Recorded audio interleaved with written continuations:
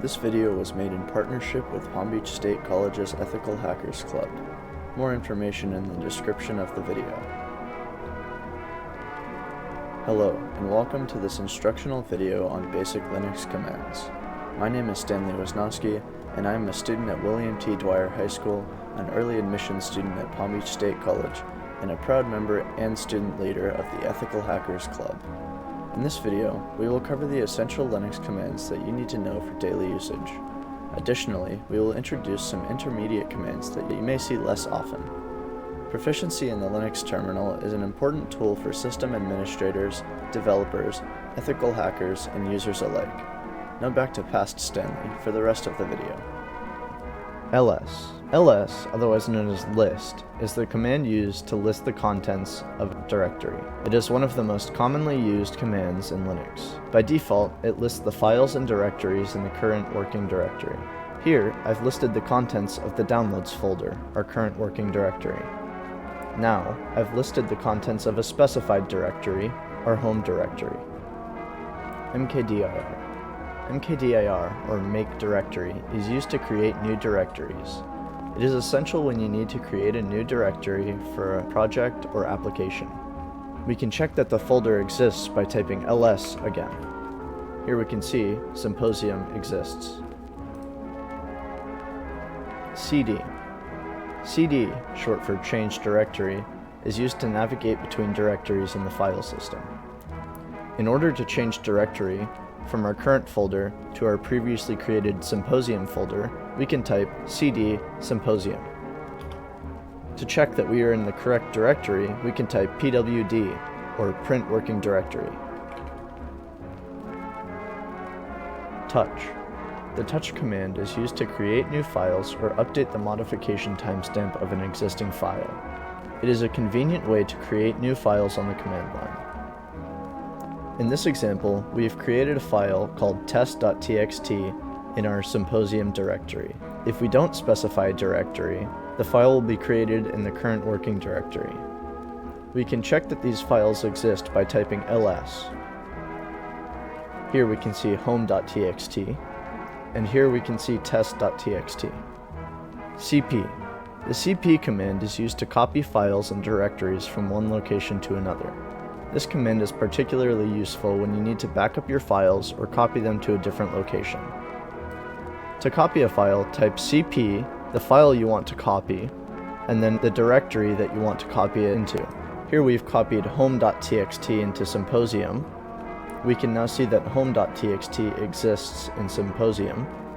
And here we've copied test.txt from Symposium to our home directory. We can see that test.txt also exists in our home directory. mv. The move command is used to move files and directories from one location to another. This command is useful when you need to rename files or move them to a different directory. In this example, we move our home.txt file from our Symposium folder to our home folder. You can see that it now exists in our home folder only, and not our Symposium directory. In another example, we move home.txt to new home.txt. This renames the file to new home.txt. rm. The rm command is used to remove files and directories. Be careful when using this command, as it will permanently delete the files and directories specified. In order to delete a directory, you'll need to append tacr after rm, and then specify the directory. We've deleted the Symposium directory. In order to delete a file, all you have to do is type rm space and the file name you want to delete. We've deleted random.txt. On many Linux systems, you may type man, the name of a command, to show the manual page of each command. This allows you to learn more about a specific command. On some systems, however, you won't be able to use man. In this case, you can use command line flags to show the command help. For example, on our Kali box, we can type man Nautilus to show the help for the file manager. But on this system, if we type the same command, we get the error, command not found. In this case, we can use the tac-h command line flag to show the help of the command. If that doesn't work, we can type Nautilus m-help to show the help. Now, we're going to talk about intermediate commands that may have a wider use case, and you may see less often. grep.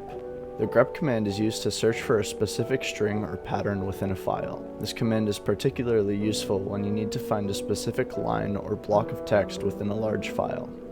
In this example, we've searched the file flag.txt for flag. You may see something like this in a capture the flag event, chmod.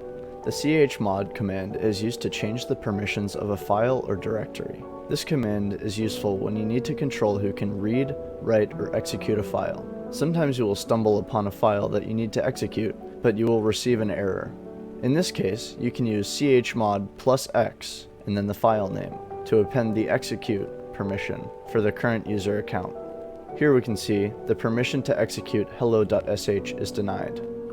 After running chmod +x hello.sh, we should be able to execute the file. We were able to execute the file. SSH. The SSH command is used to connect to a remote server securely. This command is essential when you need to manage a remote server or access a remote machine from the command line. SSH is sometimes vulnerable to fuzzing, a type of brute force attack in which the attacker will try default credentials in an attempt to gain administrator access to a system.